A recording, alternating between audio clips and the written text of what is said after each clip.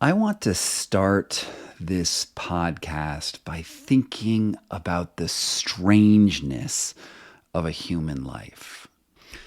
We're born with a certain number of possibilities ahead of us, adjusting for class and race and economics and where you're born at the very beginning of your life. Nonetheless, it could go anywhere. There's just a huge amount of variety of outcomes for what a newborn baby might expect. Some of those things are in that baby's control. Others, well, not in it at all. And every second that passes limits an amount of that opportunity just a little bit as we exchange the opportunity, the openness of opportunity for the certainty of our past. That eternal tick forward is the truth of existence. And unless we have cause and effect all wrong, it might be a fundamental fact of the fabric of the universe itself. After all, human lives occur in the universe. There's always more uncertainty about what will happen versus what has already happened. That's sort of the nature of cause and effect. Sometimes I think about the path that human lives take as sort of like a zipper on a sweatshirt. That thing that I happen to be wearing right now. It makes that pleasing sound when you zip it up and down. But for human lives, you can't zip down, you only zip forward. And at the bottom of the zipper, which is birth in my metaphor, you could widen that zipper really, really far. And that wideness is all of the opportunity that's out there in front of you. And every second, it's just a little tick that narrows whatever possibilities occur next.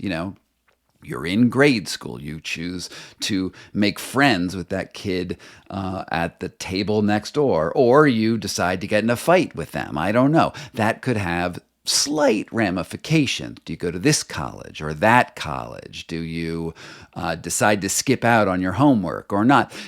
There's a million things that happen, but every decision, no matter what decision you make, closes that zipper just a little bit.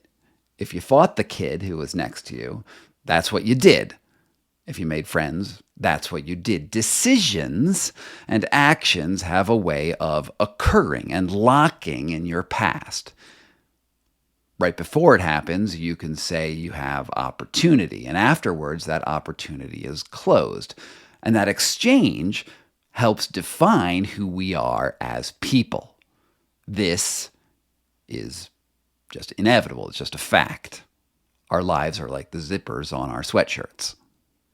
But when we expand this notion of the sweatshirt zipper to what happened before we were born, we'll see that this tracks backwards too. Our parents had similar zippers. Eventually we were born. But it goes back all the way through every decision of our ancestors, and I would argue every decision of our ancestors' ancestors.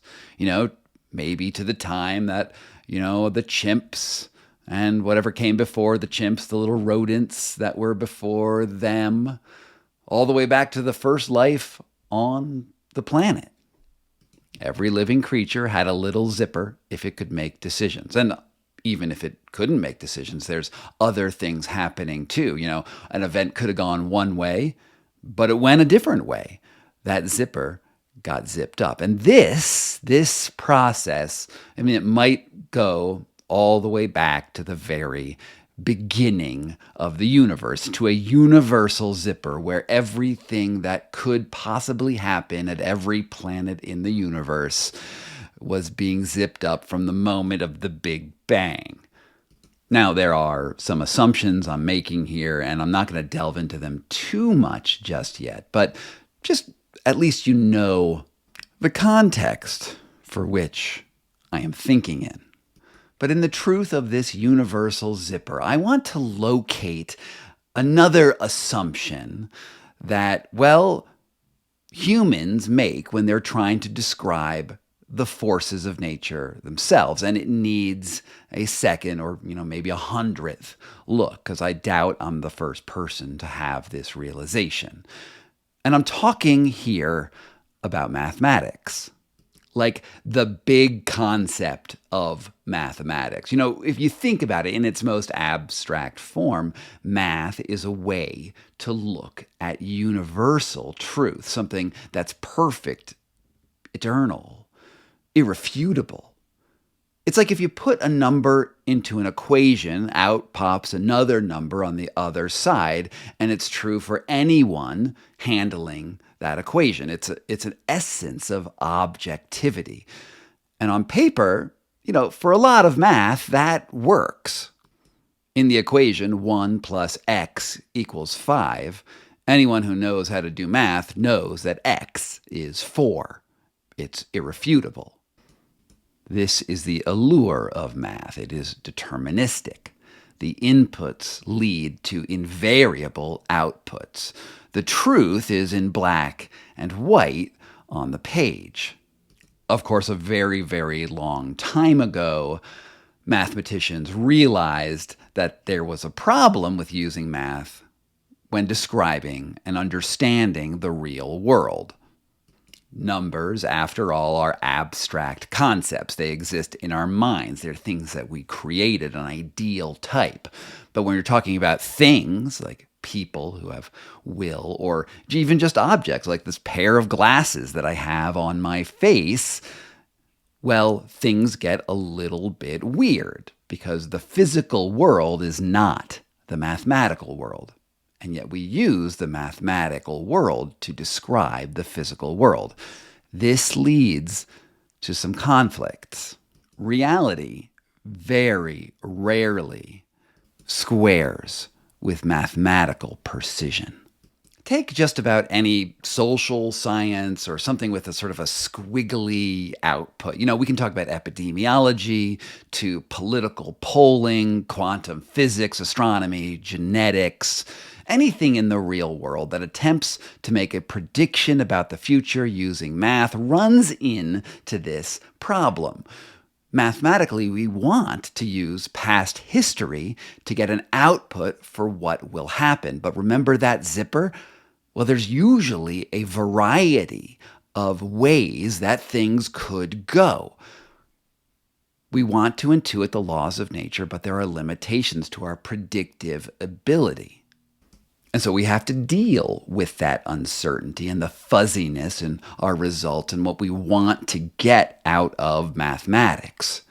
So a long time ago, we invented a more complex type of math, and there's actually different varieties of this, but I'm just going to talk about one, which is statistics, which maybe you took in high school.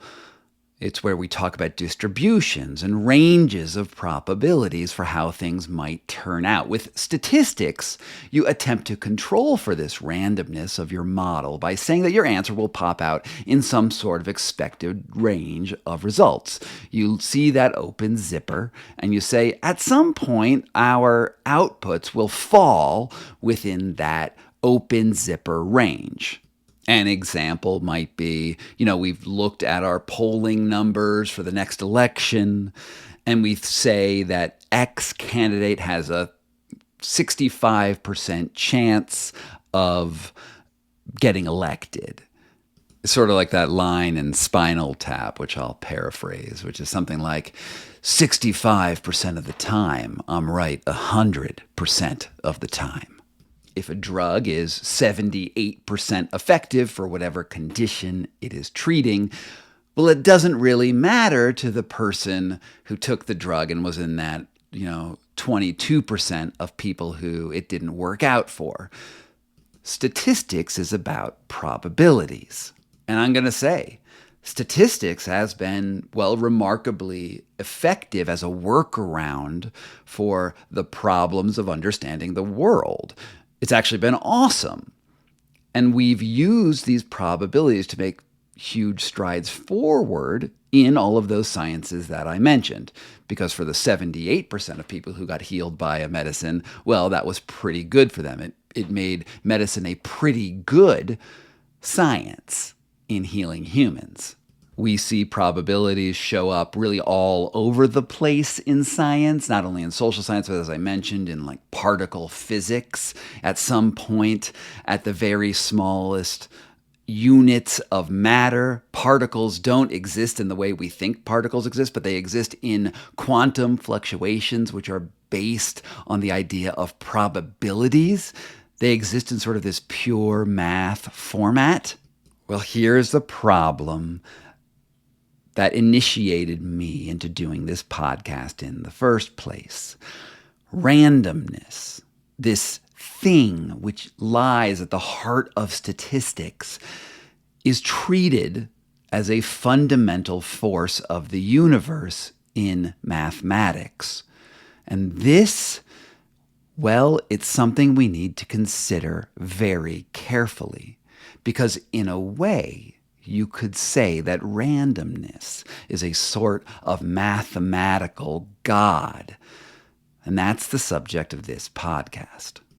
Now, before I go any further into this, I want to take just a slight break for a word from our sponsors, which is you and me. More than anything in the world, I hate running ads. I think that they are distracting. I think they make the world a little bit of a worse place. And so I wanted to let you know that the model for which I am making this thing work is going to rely on user support, donations, and your desire to get early access to the things that I do. Behind the scenes looks at the sorts of things I'm investigating, and access to my Discord server on Patreon. I only announced it like a few days ago, and I already have like 15 members on Patreon, which is just amazing. You guys are just rock for being here for me. And you're helping other people not have to listen to ads, which is clutch. And I'm looking to get this podcast to a place where it's self-sustainable and makes a lot of sense. And in return, well, you get to see all of the awesome stuff before anyone else. So go check out the link, which is down below in the show notes, and consider, joining the team and being part of things as they come together. But, if that doesn't work for you, I get it. We all have a lot of subscriptions that we're logged into. And I've listened to shows and not, directly financially supported them in the past. And you might be there too. So I have another request for you that maybe speaks a little bit better to you, a little easier to do, which is I would like you to leave me 5-star rating on this show if you liked it, and comment wherever you listen to shows. And here's what I'm going to do in exchange for you. I'm going to read 5-star reviews here on the podcast. Like this one, most recently by a guy named Ross Scott, after he listened to episode 8, which was called The Power of Lightly Held Beliefs. I just wanted to say I enjoyed your podcast on lightly held beliefs. I'm a gay Presbyterian minister and have often preached the kind of message you have given. A learning moment for me was while I was still in the closet, I was having an argument with a parishioner on whether gay men could be ministers. I had a lot of emotional energy behind my beliefs. In frustration, the parishioner said to me, "Have you ever considered you could be wrong?" At the time, I didn't. And on the issue of gay ordination, I still do not think I am wrong. But her statement opened me to the possibilities that others might hold truths that I need to hear. When I entertain the possibility of a big wrong, I can hear the truth of another person. This has taught me that sitting down and making a safe place where both people can state their truth and ask these questions without judgment, and then transformation, well, that transformation can take place. May we all hold beliefs lightly and transform this polarized world. Well, I wanted to thank Ross Scott for that amazing note. It's just so cool how the messages that I put out here with my little microphone and my little office in Denver hit people in, really profound ways. So thank you, Ross, for sending me this note. And you listener, if you want to have the chance of having your own reading on my podcast, leave me a 5-star review and I will look and put it here on the air. And without further ado, I'm going to go back to the insanity of randomness.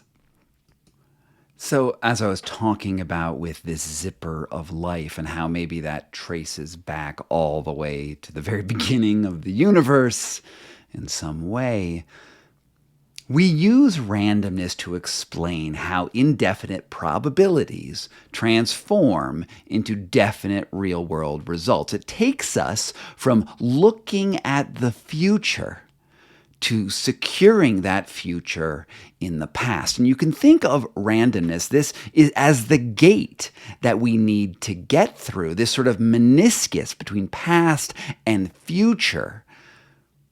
You could also talk about it in terms of quantum physics, right? There's this idea when you collapse the wave function. Now, it's a little bit complex to describe exactly what the wave function is, but essentially particles exist in a state of flux between different positions that are, definitely locatable in a range of possible positions. But it's only when you sort of poke at that particle in various ways will you actually know where that particle is. And it requires some sort of intervention to say this electron or quark is right here at one point. It's that action that collapses the wave function, where you take something from a random state of probabilities into a definite historical location. And in many cases, that random variation, it's an incredibly tiny distance. An electron's pretty small, but you do have a lot of electrons in you. And one of the problems with our understandings of physics is many people want physics to be deterministic. Like if you just knew where everything was and how the rules by which they interacted, eventually you would get an output and you'd be able to predict everything that happens because the universe is fundamentally deterministic. But that tiny bit of probability in space undermines absolutely every outcome that could possibly happen in the universe. We are stuck with probabilities when we want certainty. But the problem here at a conceptual level is that mathematics, what we teach and know as mathematics, is a human construct, right? We invented it out of our brains to explain things that will make sense. If I have one set of keys over here and have another set of keys over there, I suddenly have two set of keys. And it's a way of notating things in the world that are real, but there are limits to it. We have to realize that math is the way that humans conceive the world. It doesn't mean that it is the true reality of all existence. It's our best model for it. And with quantum physics, I believe there is something of a conceptual error here when we believe that probabilities within superpositions of particles is somehow fundamentally the reality of the universe. Because when you do that, you make randomness, this idea of randomness, infallible, perfect. There's just something random that happens. It comes out of the ether and no one knows how it works. A probability will have an output, but since we can't predict what that output is, there's this, this thing, this sort of mysterious force of the universe, which is random, which we assume is correct and somehow non-deistic. And this framing puts randomness on center stage in a conception of reality which I believe is somewhat inadequate. For instance, there's some physicists like Brian Greene. He's the author of this just really awesome book called The Elegant Universe, who claims that mathematical modeling proves that the universe is deterministic and obeys understandable laws. He says that, we can predict how the heat death of the universe will unfold, and that consciousness, human consciousness, is really just something that arises out of the properties of matter. And he keeps talking about how random fluctuations of particles could, create something like a Boltzmann's brain. I don't know if you've ever come across that concept. Go look at a YouTube video on Boltzmann's brains, but it's essentially the idea that because nature has random particle fluctuations in it, there's a chance that all of reality that we perceive in the world is actually not there, but in fact, your existence derives from a bunch of random particles forming out of the ether after the heat death of the universe to form a brain, a human brain, that experiences consciousness for just an instant and then vanishes. And that is a logical and mathematical reality of physicists. Well, it's also just sort of crazy. Even if probabilities do state that that is actually Boltzmann's brains are a more likely explanation for the universe the way we see it than everything that we have observed with our instruments. Well, that's a very weird conclusion, but it is an inevitable conclusion based on the physics of our current moment.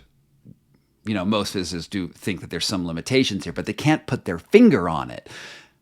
They need to put their finger on randomness, because randomness is the foundation on which we have built the probability physics that we use to understand the world. Imagine for a moment that if instead of that concept, like let's just say it was represented by R, let's say instead of putting an R in your equation to determine the output of a probability cycle, instead you put a picture of a bearded Christian god sitting on a cloud. He's got some really nice musculature. Well, and this guy is the guy who determines how every input comes to an output. And he's the one. He just knows. He's thought about it and he considers every possibility, and he's busily accounting for every action, every output of an equation. Well, honestly, physics cannot say that dude ain't there, because they are making that dude randomness. It's the same function in mathematics. Personally, I don't like that idea. And I think I have something of a suggestion for a solution to this issue. And it's the same, interestingly enough, as a different problem that we come up with in neuroscience. And we've been chewing on since at least Leibniz's time. We're talking around the time of Isaac Newton. What if something suffuses the universe, another, like a field or a force? I can't really describe what it might be, but what if something suffuses the universe and it's built of the same things that we experience of as consciousness? So that when you're living your zipper of a life and you make a decision to go to this college or that college, that thing that you do draws on that force. You made a decision that made the indefinite future definite, and you zipped up your sweatshirt just a little bit. I hope you enjoyed that sound effect.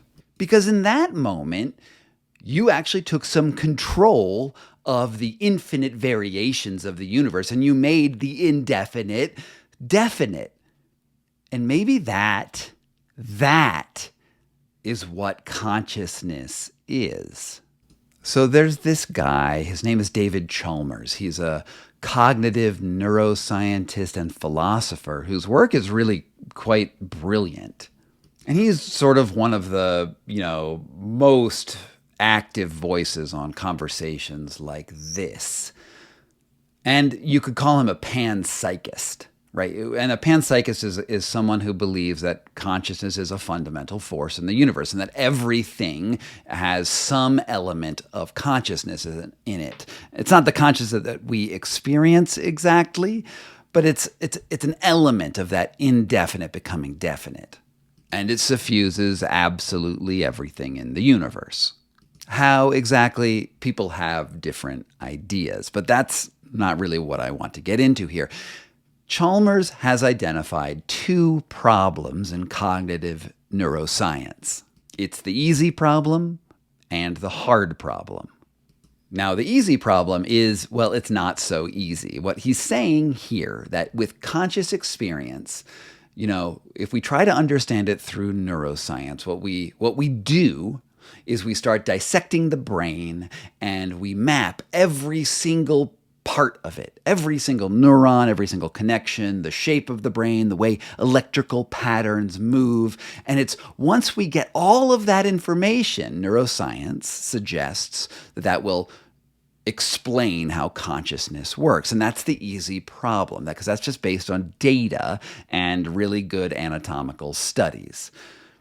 But Chalmers contends, as have philosophers for several hundred, probably 1,000 years, that solving the easy problem of neuroscience does nothing to solve the hard problem, which is how that jumble of matter and interconnected things add up to an experience of consciousness. How do you go from the parts to what is undeniably real, which is that we experience things? Cogito ergo sum, said Descartes. Right? We experience things. This is an undeniable fact. I am talking to you through my microphone and you're listening to me and you're having an experience. You're having emotional reactions. You like what I say. You hate what I say. It doesn't matter. You are looking at the world in all of its beauty and glory. That experience is undeniably real, and we have had no way to figure out how it got there. And in fact, in general, science almost says it doesn't even exist. If you talk to someone like physicist Brian Greene, who wrote The Elegant Universe, which is a great book, well, the way he goes about it is he says your consciousness is just sort of matter showing up, and that's the experience of matter doing its matter things, and it's all inert. You are inert. But are you inert? Like, do you really think that you are inert? Or could physicists and mathematicians not have the intellectual and scientific tools to bridge the problem of the hard problem? There is no law of the universe out there that suggests that humans will ever be able to understand the universe. I mean, that would be an assumption, but just about every physicist you can ever find knows that there are limits to what we can do with the scientific method and human capabilities. We've dissected a bunch of particles. We're down to bosons and subquarks and up-down quarks and strange quarks and all that stuff. But there could be an infinite number of particles below that. There might not be an Ur particle, and we may never, ever be able to understand. When we look out into the universe, we don't even know where the edge is. There are some calculations. Our best calculations say that we're about 13.7 billion years away from the Big Bang. Even though there is some trouble understanding something called cosmic inflation, which is where we expanded too fast to, gel with our data. But other scientists say that we could be hundreds of billions of years old, and our universe is much bigger than we expect based on our physical models, which are based weirdly on something called a standard candle, which is looking at a certain type of star and then judging from all of that great distance exactly how bright that star is. And based on that idea, it's how large our universe is. It's a lot of assumptions, good assumptions, but that are stacked on top of each other, and there are some probabilities in there that we cannot control for, some randomness. And that randomness is convincing us that we understand the universe almost like that bearded god who flicks definite outcomes in all of our mathematical equations. But what if this fundamental force of consciousness that we experience is really a fundamental underlying thing in the universe? And I'm not saying it's like the way we experience the world. I think that we are additive. We're part of this greater thing that we can't understand because it's both so big and so small that we can't comprehend it. And that's okay that we can't. And here's an idea that I like to bring up a lot. I bring it up in podcasts every now and then and other people's shows. And I'll probably bring it up on this podcast again, which is that if you zoom back, you take your zipper and your parents' zipper and your parents' parents' zipper, and you keep on going back to all the zippers all the way back to the Big Bang. I'm making some assumptions that's possible. Then at some point, all matter in the observable and unobservable universe was squinched down into a physical space much, much, much, much smaller than the head of a pin. In fact, for all intents and purposes, all matter was all other matter. Every part of you, every atom and subquark and boson and nose and ear and hair follicle was literally connected to all of the proto-matter that eventually formed every single star in the universe. Every single galaxy, supercluster, the country of France, all of it was touching each other. And we also know that in quantum physics, we have this idea that particles can be entangled, which means if you push one particle on in one place, you can affect the spin of another particle in another place. And that speed of information transfer between those two particles actually is faster than the speed of light. Well, it's not faster than the speed of light. They're just connected, so they're not moving. But that matter is connected at a fundamental level through entanglement, which honestly, I don't truly understand entanglement. But I also think that no one really understands what entanglement is. But if at some point all those pieces of everything in the universe were touching each other, why couldn't you be entangled to things in other parts of the universe? Well, that would make sense to me. Not that I know what that would mean, but it is a beautiful thought. But now, just maybe, if you go with me this far, you've come this far, so I already got you, I guess. But if there was something like consciousness, so the thing that made the indefinite definite, well, maybe that process suffuses you and the rest of the universe as well. And I think that actually thinking about things this way actually resolves another problem that exists in physics. Have you heard of something called the many worlds hypothesis? If you've watched the cartoon Rick and Morty, you'll know the broad outlines of it, which is that if everything that happens in the universe could have happened, then this particular way of thinking about how the construction of the universe is that it did happen, and that every decision that you could have made in your life formed a new entire universe. Every time an electron could have gone right when it should have gone left, a new universe was formed, which is, you can realize that's going to be a really big number of universes. It's not just infinity, but it's a bigger infinity than other infinities. It's an infinity of infinities of universes exist. That's the many worlds hypothesis.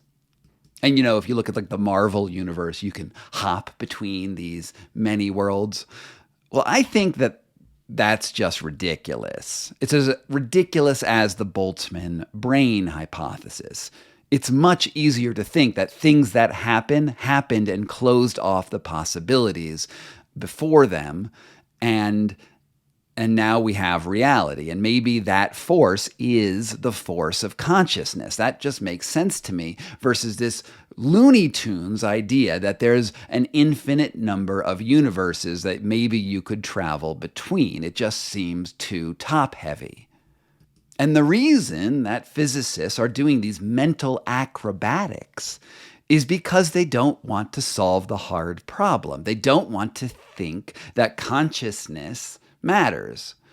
Even though experiments like the double slit experiment and whatnot suggest that trying to measure reality changes reality. We don't want to think that consciousness plays a role in how the universe forms. I think that's just ridiculous. And I don't think that we need to do those gymnastics anymore. I think we need to at least conceive of this idea of subjectivity being important. You know, we know that in the placebo effect with medicine, the way you believe a medicine may or may not heal you has an outcome on the effectiveness of that medicine. And it's a super spooky concept, and I talk about it a lot on this podcast.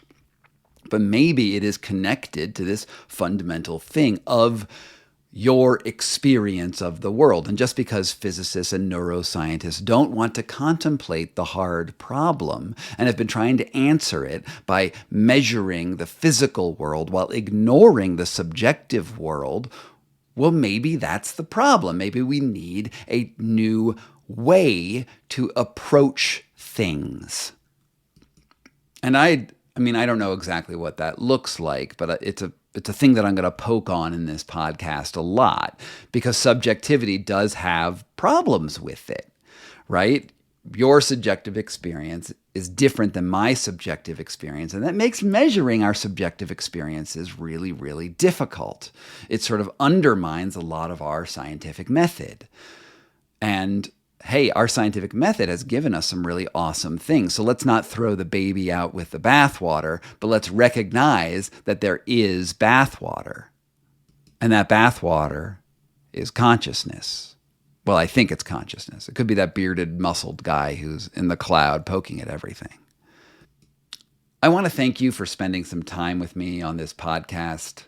I have another video on my YouTube channel that I sort of poked at the same idea. It's called Does the Math of Random Numbers Mean God Exists? You know, you can go look up that video if you want.